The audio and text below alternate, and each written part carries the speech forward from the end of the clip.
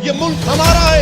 इस मुल्क में 700 साल हमने जहां बानी और गुमरानी की। ये चार मीनार तुम्हारा है, ये किले को गोलकुंडा तुम्हारा है, ये दारुल सलाम तुम्हारा है, ये कुतुब मीनार तुम्हारा है, वो ताजमहल की खूबसूरती तुम्हारी है। अरे सब कुछ तुम्हारा है।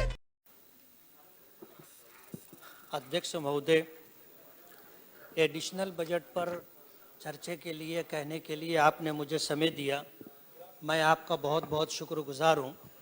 होम मिनिस्ट्री से मुताल्लिक मुझे अपनी बात रखनी है।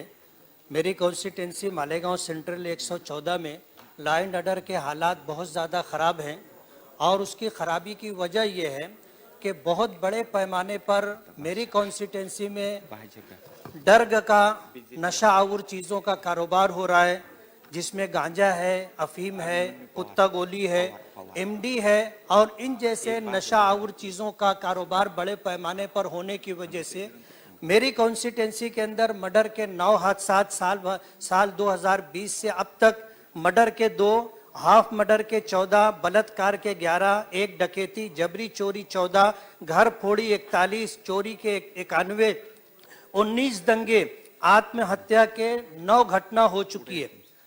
और इस सिलसिले के अंदर डिपार्टमेंट से बार बार बात करने के बाद भी कोई कार्रवाई होती नजर नहीं आ रही है।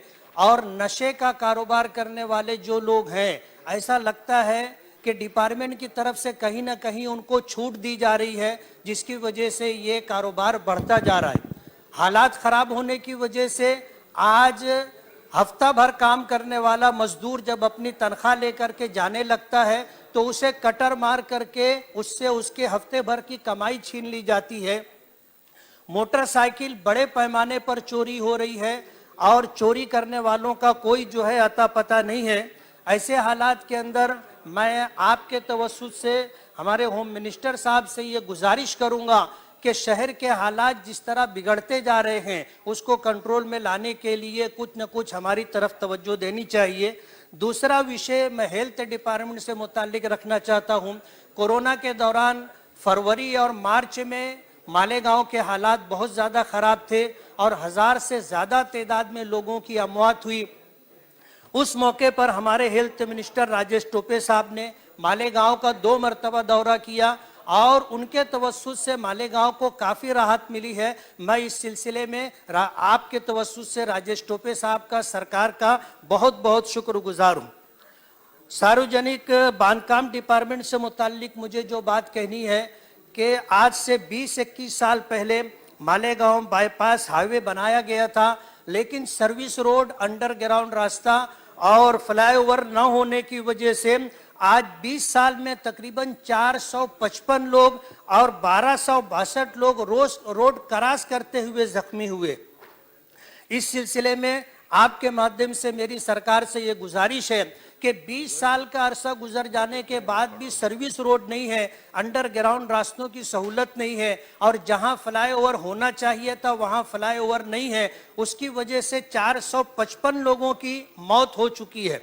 सरकार को इस तरफ तवज्जो देनी चाहिए।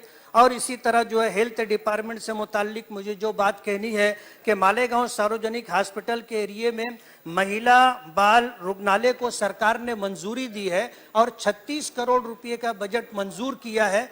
अगर उस सिलसिले में बजट रिलीज हो जाता है तो उन महिलाओं को जिनको डिलीवरी के लिए बहुत दिक्कतों का सामना है, बच्चों के इलाज और मुआवजे के लिए जिनको बहुत तकलीफ है, उन लोगों को राहत हो जाएगी। इस सिलसिले में मेरी आपके माध्यम सरकार से ये गुजारिश है कि बजट जल्द से जल्द रिलीज करके तामीर का काम किया जाए।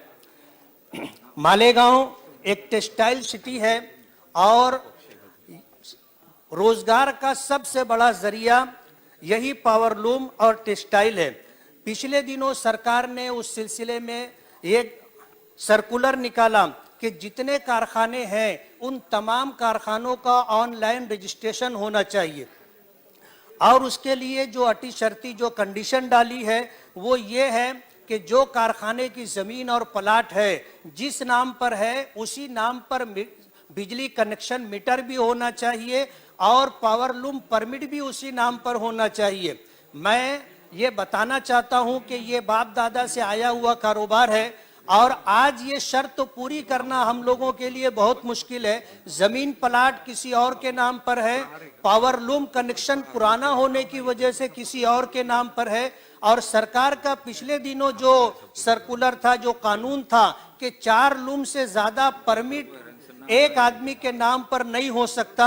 आज 24 लूम का जो कारखाना है उसमें 24 लूम के परमिट एक आदमी के नाम पर कैसे हो सकते हैं। मेरी आपसे ये गुजारिश है कि ये इन शराइत को आसान किया जाए, और बेहतर होगा कि रजिस्ट्रेशन के लिए जो सर्कुलर निकाला गया है उसे रद्द किया जाए। मालेगांव टेक्सटाइल सिटी है, एमएसईबी बोर्ड के तवस्सुस से पिछले दिनों बिजली मिला करती थी, लेकिन 2019 में प्राइवेट कलकत्ता बिजली कंपनी को, प्राइवेट कंपनी को ठेका दे दिया गया है 20 साल के लिए।